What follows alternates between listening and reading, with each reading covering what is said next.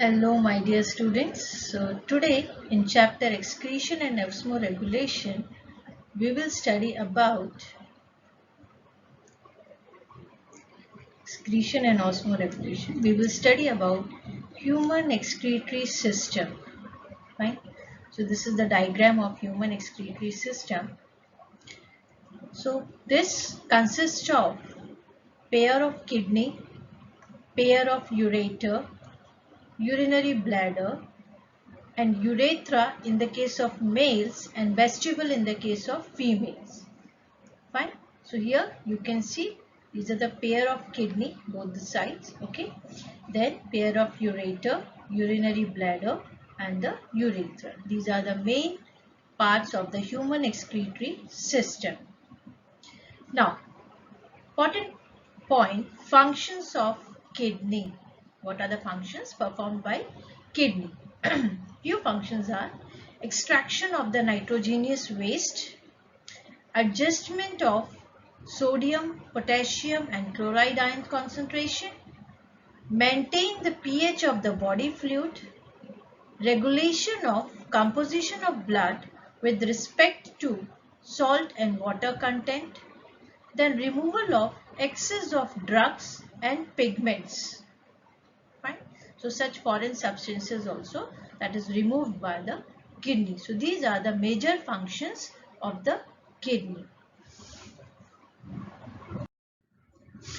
Now the detailed structure. So this one is the LS of the kidney. We will study in detail each and every part of the kidney. Now here each kidney is covered by semi-liquid fatty tissue called adipose capsule. Fine. Now this outer covering of this capsule, yeah, you can see this labeling, capsule. Fine. This outer covering.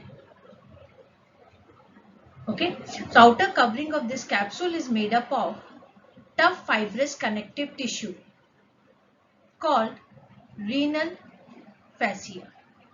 Now in LS of the kidney shows two major regions within the capsule, that is the outer cortex and inner medulla. These two major portions shown. Okay, so cortex and the medulla. Now this renal cortex, it is the outer region of the kidney, this one, renal cortex. Fine. Now renal medulla, it is divided into number of pyramidal regions. Here you can see these pyramidal regions. Number of pyramidal regions are there. Okay. And these are called renal pyramids. Okay. Yeah. Renal pyramids in the renal medulla region. These renal pyramids, each pyramid has a wide base attached to the cortex. See, here you can see this is the wide base attached to the cortex and the narrow apex directed towards an inner space called renal papillae. This is the renal papillae. So broad one is toward the cortex and the narrow one is toward this one, renal papillae. Okay, pyramid shows striation that converge towards the apex. You can see these one striation that is converge toward the apex portion. The next part is, so we have studied about the capsule, the outermost zone. Then that consists the cortex and the medulla. Okay, medulla contains the renal pyramids, this one in the medulla zone. Now the column of Bertini. This renal columns, okay, of Bertini is the part of the cortex continued inside the medulla between the pyramids. So between the pyramids means this portion is the column of Bertini, between the pyramids, this portion. Okay, so this is the column of Bertini. Now the next is a renal sinus or renal pelvis. So here you can see this one is a renal pelvis and this is the renal sinus. Fine. This brown color is a renal sinus and this one from here to here is the renal pelvis. Now about this, the large funnel shaped space of the calyx. Fine. See, you can see the minor calyx and the major calyx are there. These are the calyx. This one is a minor and this one is the major. This one is a minor, this one is a major. Fine. So the large funnel shaped space of the calyx is continued into the pelvis near the hilus. Hilus is this one opening. Okay. Now the ureter is connected to the this pelvis. Here you can see this ureter is connected to the pelvis portion. Now the hollow region of the kidney is filled with the secretion, the urine in the natural state. Here, this one portion. Fine. The edge of the pelvis contains cup-like extension. This edge of the pelvis, this all is the pelvis here. From here to here, this is the pelvis.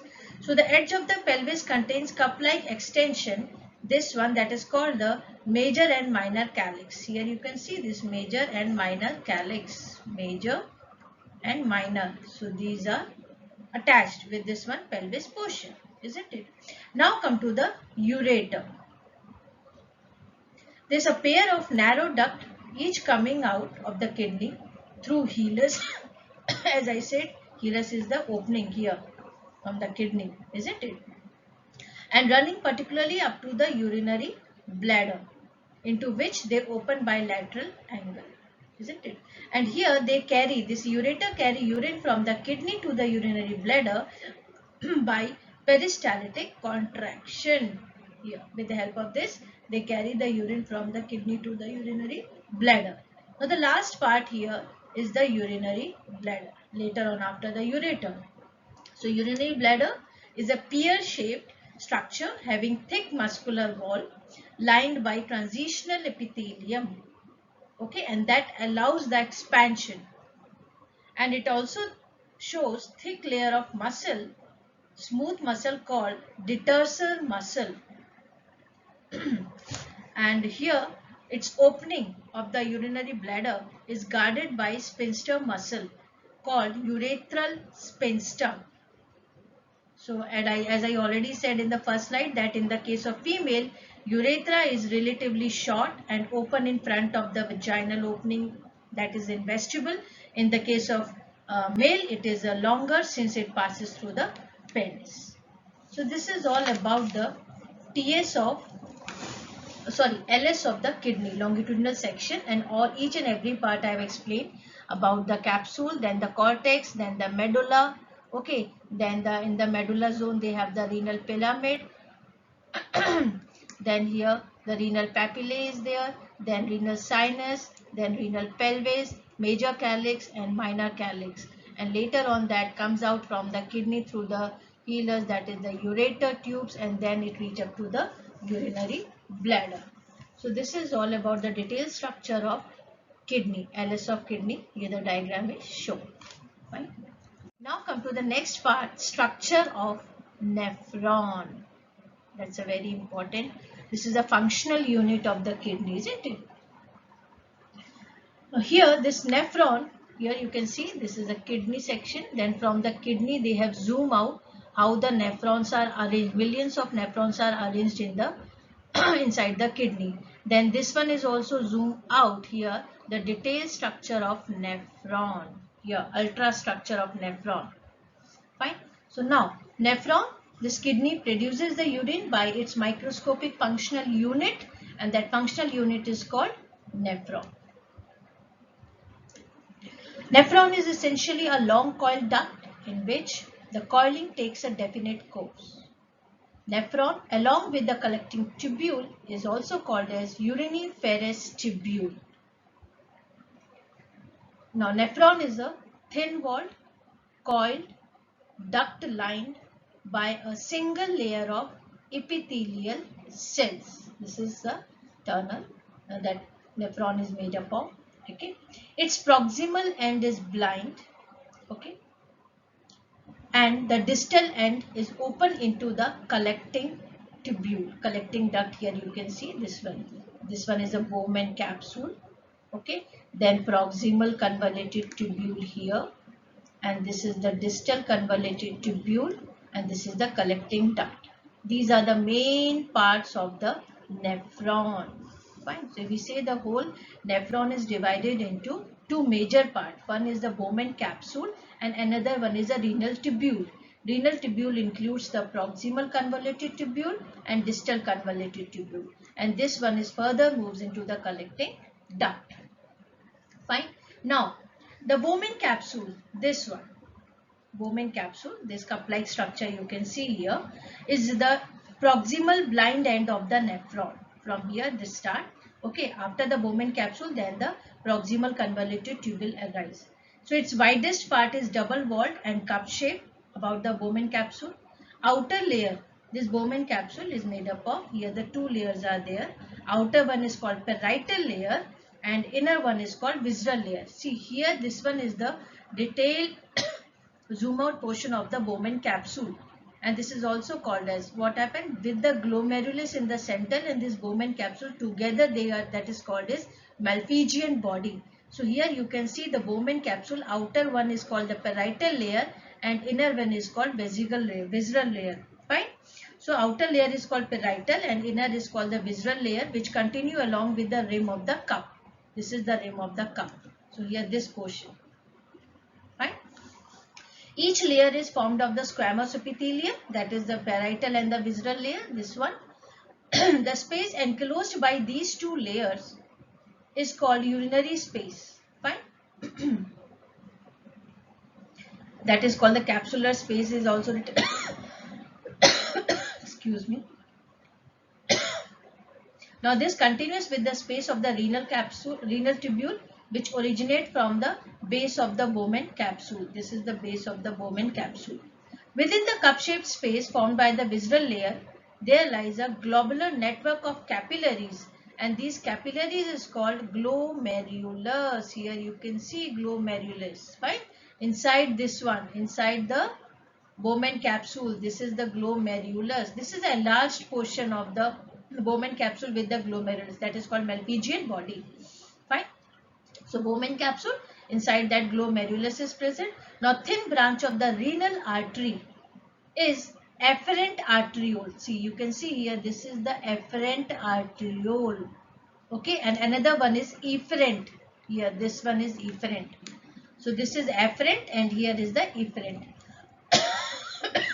Now, this afferent arteriole which supply blood to the glomerulus. This afferent supply blood to the glomerulus.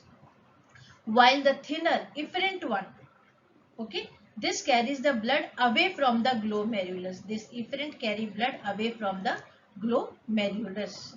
There is an intimate connection between the glomerulus and the Bowman capsule, and together they are called the Malpighian body. Just now, before also I said this together. This is called as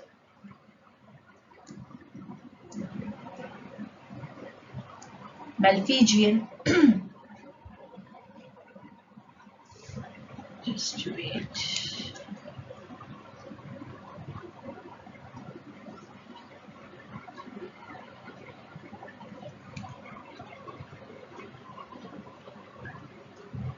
Okay, Malpighian, Malpighian body. Okay, together. This is called Malpighian body. Now the renal tubule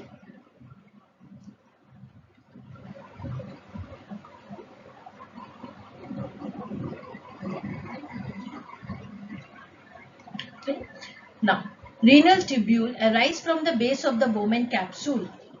The connection between this is the neck.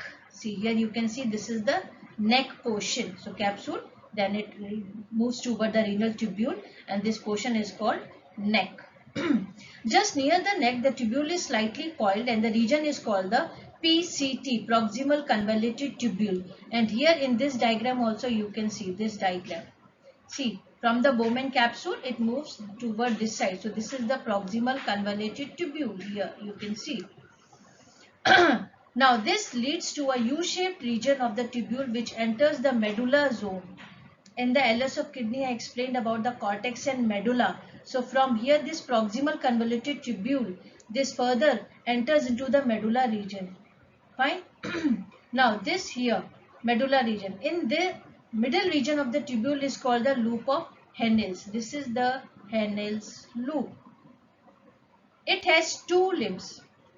Okay, thin walled descending and thick walled ascending. So thin wall descending and thick wall ascending zone, loop of Henle, U-shaped structure, and it is not permeable to water. Hence, Henle's loop is mainly meant for the concentration of the urine. So after re-entering the cortex, see cortex and medulla, that LS of kidney I have explained. Now here, after re-entering the cortex, the tubule again gets coiled to give rise to the distal convoluted tubule. So after Henle's loop of Henle's, now the distal convoluted tubule.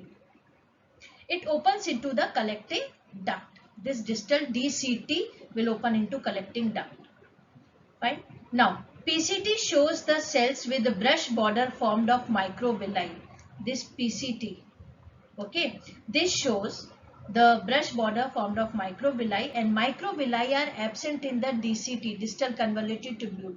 So microvilli are present in PCT, proximal convoluted tubule, and it is absent in the distal convoluted tubule. Now the entire tubule is embedded within the framework of capillaries. The efferent arteriole which leave the glomerulus, this one, efferent arteriole. See, I have explained here, efferent arteriole, which leaves the glomerulus, break up into capillaries, which forms the network all over the, that is called the pretubular capillaries. And DCT, this one, lies close to glomerulus of the same nephron and forms a complex structure called JGA. What is this?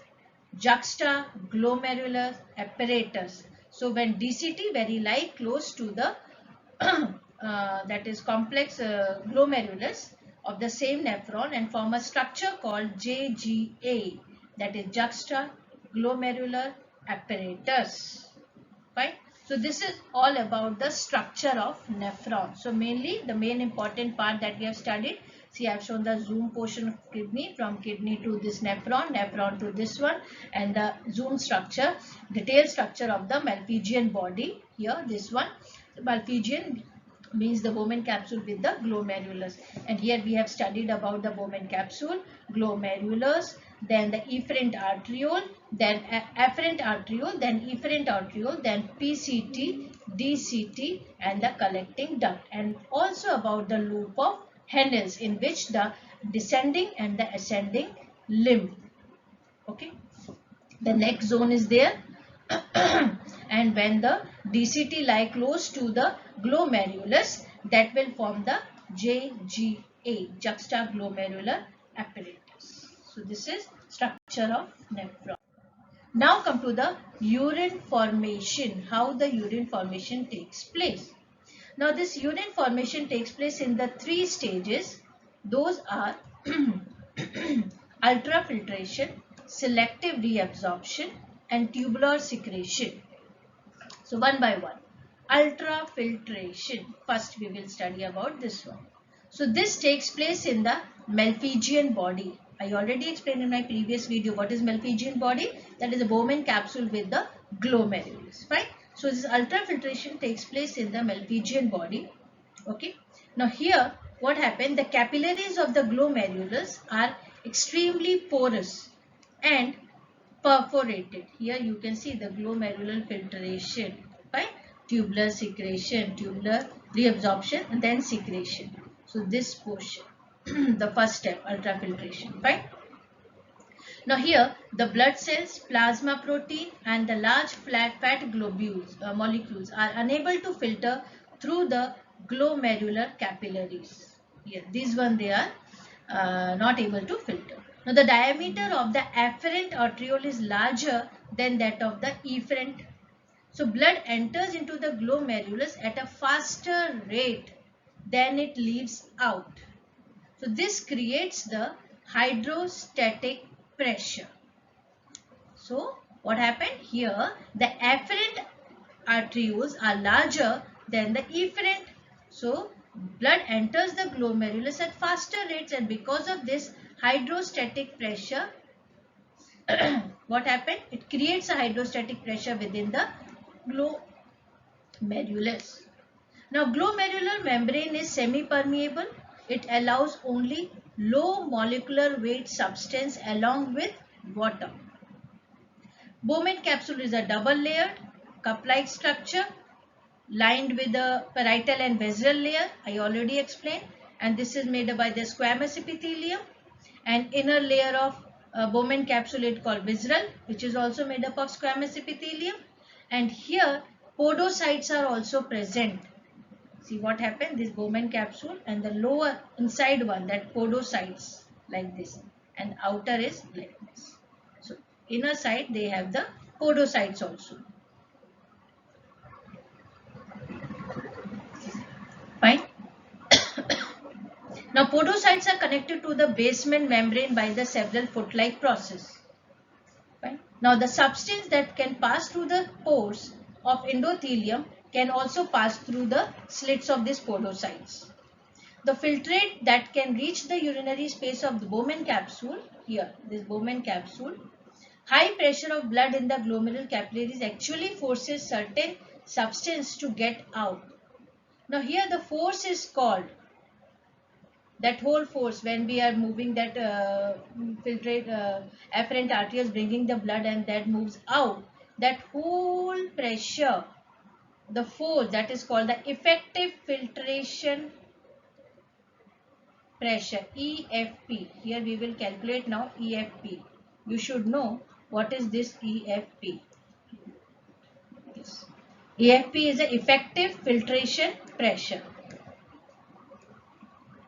Now EFP, how we will calculate this? EFP is produced by, there is a simple formula for that, glomerular hydrostatic pressure that we have to subtract with osmotic pressure of blood plus filtrate hydrostatic pressure. Now I will explain one by one. So what is this, the glomerular hydrostatic pressure? The glomerular pressure is the blood pressure in the glomerular capillaries.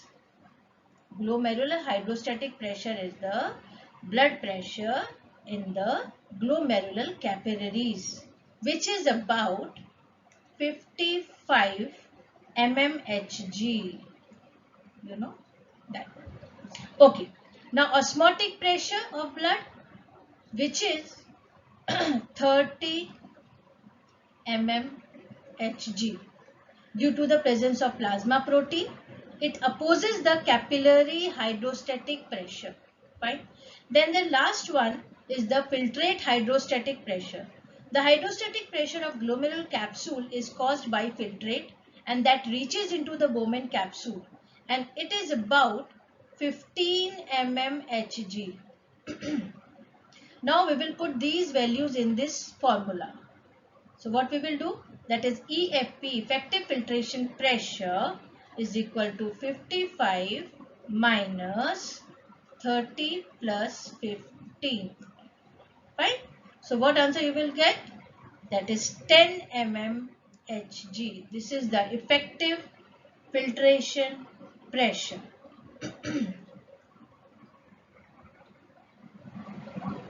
Okay, effective filtration pressure. Here the 10 mmHg.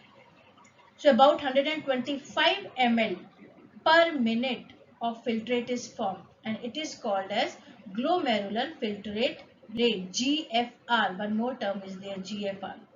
And it takes only 4 minutes for the entire blood to pass through the glomeruli once. So this is all about the ultrafiltration. And here the important point is EFP. What is this? Effective filtration pressure.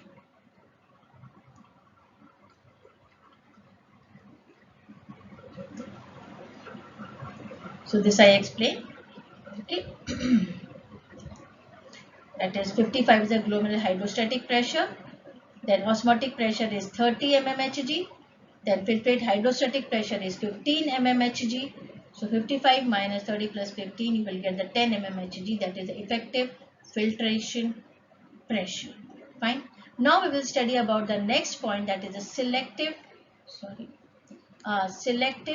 reabsorption. Fine. Now this selective reabsorption, here by comparing the rate of production of filtrate, okay, with the rate of production of urine, we understand the rate of reabsorption. Here about 99% of the filtrate is reabsorbed. 99% of filtrate is reabsorbed. And this process includes two processes. This reabsorption process includes two processes, that is the passive transport and that process depending upon the concentration gradient. So here the first one is the passive transport, or we can say osmosis, along the concentration gradient, and another one is the active transport. Fine. Now this active transport against the concentration gradient. So this will consume, or this will use ATP. So as the filtrate moves through this tubular reabsorption, fine, this one. As the filtrate moves through the renal tubule, that is the proximal and the distal convoluted tubule. Okay, renal tubule, it comes in contact with the blood found in peritubular capillaries. So exchange occur between the blood and the filtrate are altered. How? That high threshold substances are completely reabsorbed. High threshold substances कौन-कौन से होते हैं? Glucose and amino acids. Fine. Now water is reabsorbed by osmosis in PCT, in DCT, okay, and descending limb of Henel's. Loop of Henel's मैंने बताया था ना, that having the descending and ascending limb. So in the case of the descending limb, everywhere except in the ascending limb of Henel's, there the absorption of water is not taking place. Rest of the part, reabsorption of water take place. Fine. PCT, DCT and descending limb. And that's why it is also called as obligatory absorption of water, because it's taking place everywhere except the ascending one.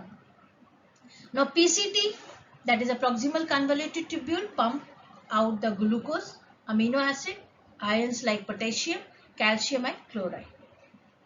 Other substances reabsorbed by the active transport includes amino acid, sodium, calcium, potassium and chloride ions.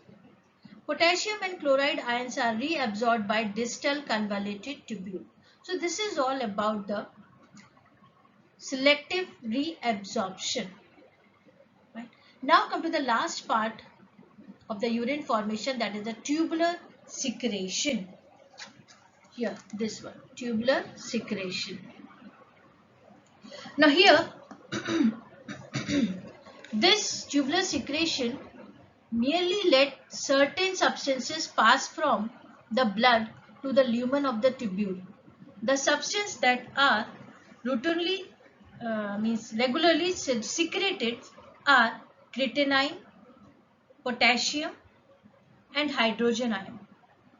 Now secretion of the hydrogen, which takes place in DCT, here DCT, and collecting tubule, here later after the collecting duct, this one, is important for homeostatic regulation of acidity of blood. Homeostatic regulation of acidity of blood. These hydrogen ions in the case of tubular secretion are actively transported by the tubular cells to the extent necessary to bring down its concentration in the blood to the regulation level. And some abnormal substances found in the blood are also secreted into the urine, such as the antibiotics like penicillin, iodine containing compound, that is iodopyroxate, are secreted into the urine. So this is all about the tubular secretion. So here the urine formation include the main three steps: ultrafiltration, selective reabsorption and tubular secretion. Ultrafiltration takes place here, the glomerular filtration.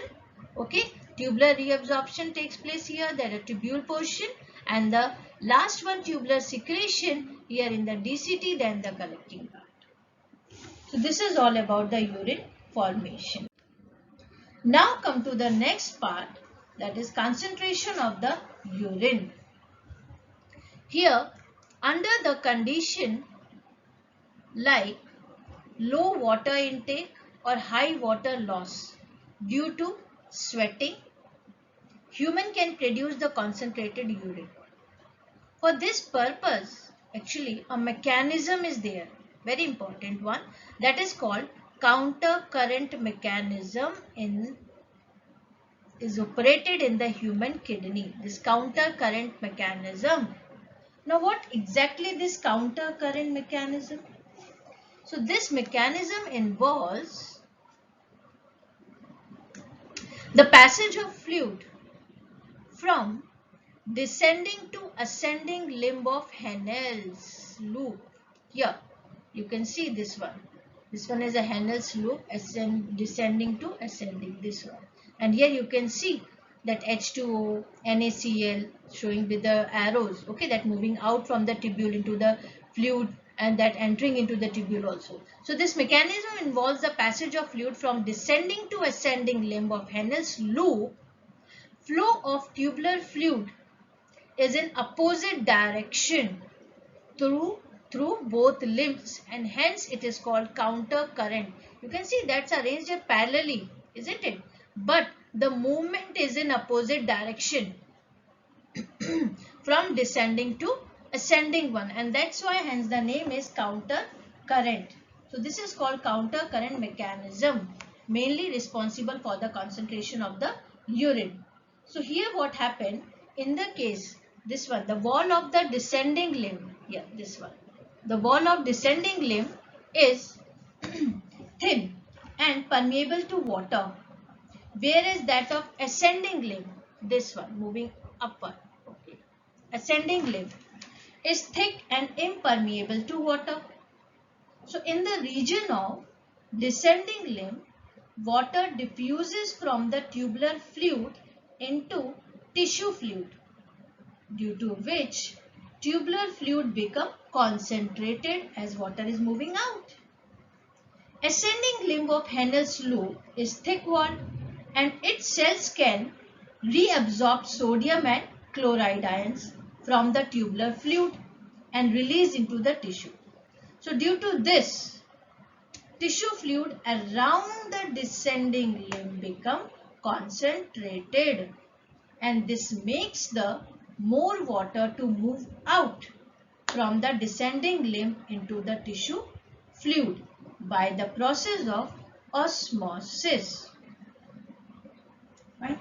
So this is the filtration. Filtration where it is taking place is in the case of the Henle's loop, counter current mechanism. Fine. So when it moves out by the osmosis, a tubular fluid passes down through the descending limb. Its concentration increases gradually due to water loss, and on the other hand, progressively decreases due to sodium and chloride ion secretion as it flows up through the ascending. So there is a difference between the descending and the ascending limb. There is a movement of the water and the sodium and chloride ions. And because of this, the concentration of the urine is decided. Now here, this whole mechanism is called counter current mechanism. And this takes place mainly in the region of the Henle's loop. Now the composition of the urine. Here the composition of the urine produced depending upon the food and the fluid. Here, depending upon the food and the fluid consumed by the individual. It is yellow in color due to the presence of pigment, that is urochrome, and it shows presence of 95% of the water, organic substance like urea, uric acid, creatinine. Okay, this creatinine formed in the muscles. So this is the main composition of the urine. Now the role of kidney in the osmoregulation. This role of kidney in the osmoregulation is done by two things. First one, by regulating the water reabsorption through ADH and by electrolyte reabsorption through RAS. So one by one I will explain. The first one is that by regulating the water reabsorption through ADH. Okay. Now how it takes place? Now here what happened? During reabsorption, water balance of the blood and the body fluid is maintained.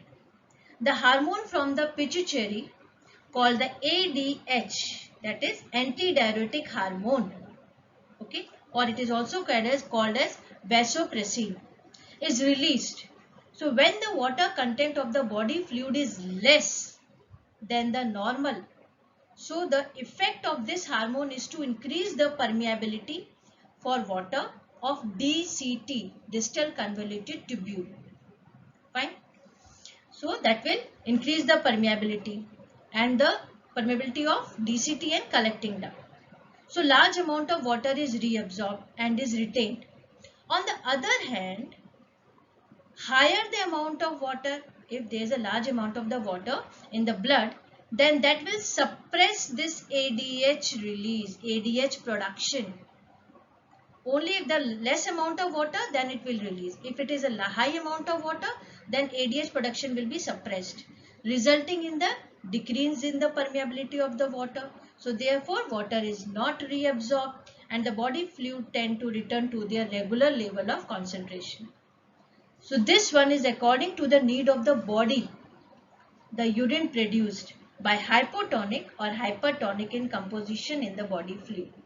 Fine. So if the retention water is in large amount or water is in less amount, and depend upon this only the ADH is produced or ADH will not be produced. If it is produced, then what will happen? Agar ADH release hota hai, that will increase the permeability of the DCT and collecting tubule, so they will reabsorb the water. So this is all about by regulating the water reabsorption through ADH. Now next one is by electrolyte reabsorption through RAS. Now what is this RAS? First of all, the full form of RAAS is renin angiotensin aldosterone system. Renin angiotensin aldosterone system. Fine. And this one is by JGA, juxtaglomerular apparatus. Fine. So whenever, about this electrolyte reabsorption through RAS, regarding this. So whenever blood supply to afferent arteriole decreases, JGA, juxtaglomerular apparatus cells release the renin. This renin converts the angiotensinogen secreted by hepatocytes in liver to angiotensin 1. Now this angiotensin converting enzyme further modifies the angiotensin 1 to angiotensin 2, and this is the active form of hormone angiotensin 2. Now what this hormone will do, angiotensin 2, this will constrict the arterioles in kidney. So therefore, because of this, there is a reduction in the blood flow and they will increase the blood pressure. Then this angiotensin 2 will also stimulate the PCT, proximal convoluted tubule cells to enhance the reabsorption of sodium, chloride and the water.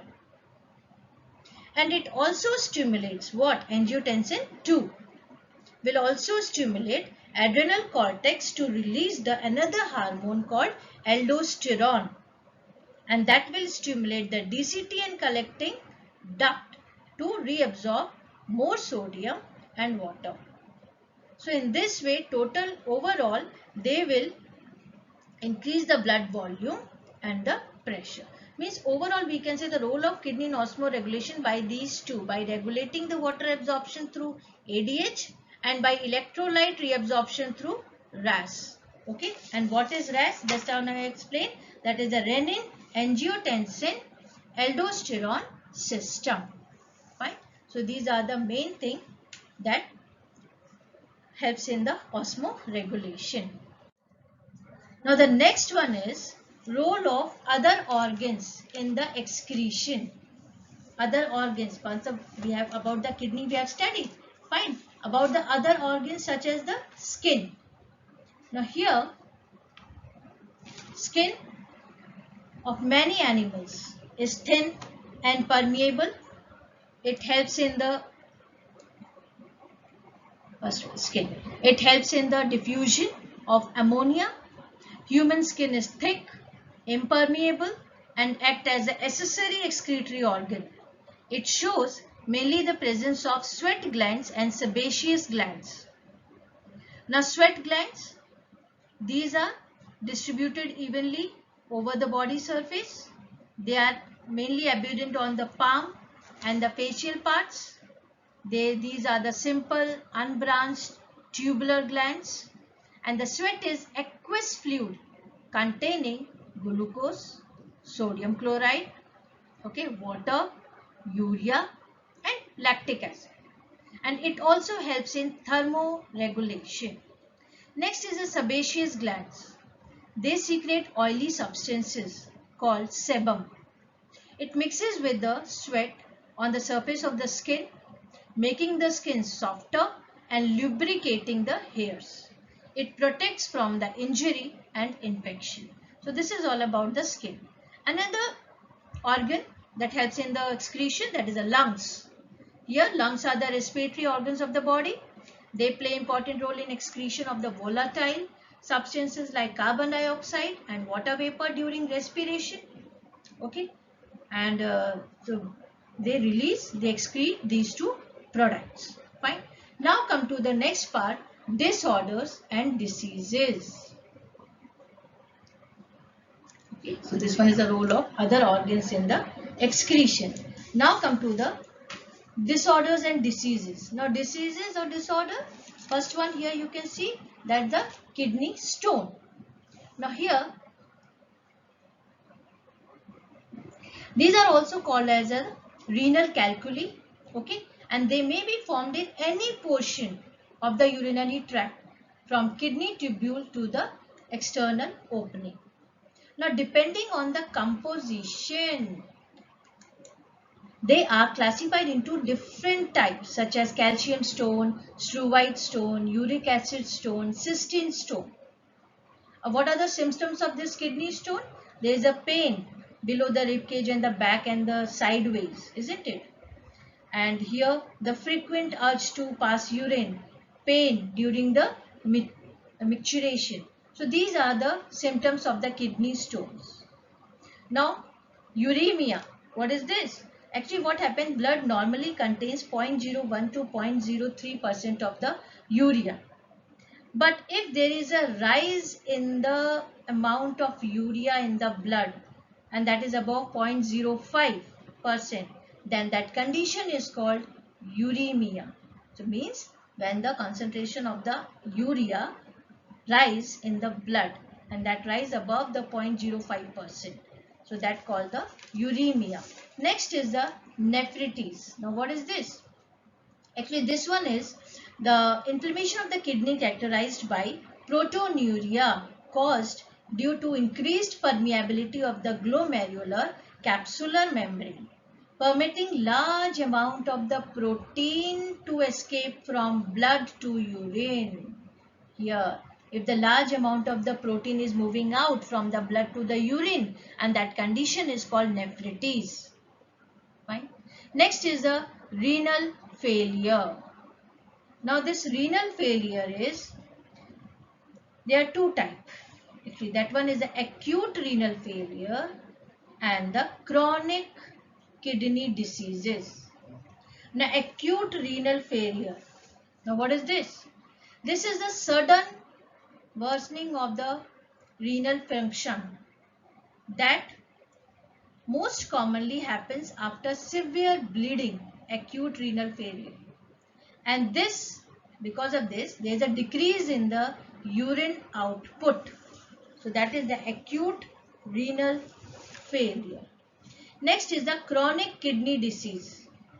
This may develop slowly and initially shows few symptoms. This one, chronic kidney disease. But this can be the long-term consequences of irreversible acute renal failure or a part of disease progression. So slow but long term and irreversible disease, this one, the chronic kidney disorder, isn't it? And here that is acute renal failure. This one is the, what exactly? There is sudden worsening of the renal functioning. Why? Because of the severe bleeding or something is happened, injury. So here there is a decrease in the urine output in this case. So this is all about the disorders and the diseases. Now the next important part related to the kidney is hemodialysis and peritoneal dialysis. Now what is this hemodialysis? As you know, if the kidneys stop functioning, so in that case we use the artificial kidney, isn't it? So in such condition here, when the renal function kidney is not functioning properly, so in such condition the person has to go for the artificial means of the filtration, and that is done by the hemodialysis. Now here in this case, dialysis machine is used to filter the blood in the case of hemodialysis. In this hemodialysis, blood is filtered outside the body using dialysis unit. In this procedure, what happens? The patient's blood is removed generally from the renal artery, and then it is passed through the cellophane tube that act as a semi-permeable membrane. The this tube is immersed into the fluid that is called dialysate fluid, and then after the filtration, again filtered blood is re-entered or returned to the vein. So from the renal artery taken out through the cellophane tube and then again back through the vein. So this is the process by the artificial kidney, and that is the hemodialysis, and that is this filtration is doing outside the body. Next one is the peritoneal dialysis, here this one. So peritoneal dialysis, in this the dialysing fluid is introduced in the abdominal cavity or peritoneal cavity, this one, and this peritoneal membrane acts as a semi-permeable dialysing machine or the membrane. This peritoneal membrane mainly acts as a dialysing membrane inside the abdominal cavity. This is main thing. Hemodialysis outside the body, isn't it? Now here in the case of peritoneal dialysis, this one, the toxic waste and extra solutes passes into the fluid. This fluid is drained out after prescribed period of time. This peritoneal dialysis can be repeated as per the requirement of the patient. It can be carried out our home, at work, while traveling also, anytime. But it is not efficient as hemodialysis. Hemodialysis is more efficient as compared to the peritoneal dialysis. Fine. So this is all about the how if the kidney is not able to function properly. So in that case, we are using the hemodialysis and the peritoneal dialysis. In these two, hemodialysis is more efficient, isn't it? Now, but one very important thing, that what happened, kidneys are also associated with the secretion of erythropoietin, renin, calcitorial, isn't it? Which is not possible by using these two dialysis method. That filtration of these things is not possible with these two. But the other things that can be done, removing the nitrogenous waste, right, with the help of this hemodialysis and peritoneal dialysis. In this way, this chapter is over and we have discussed almost all the points related to the human excretory system. So, thank you.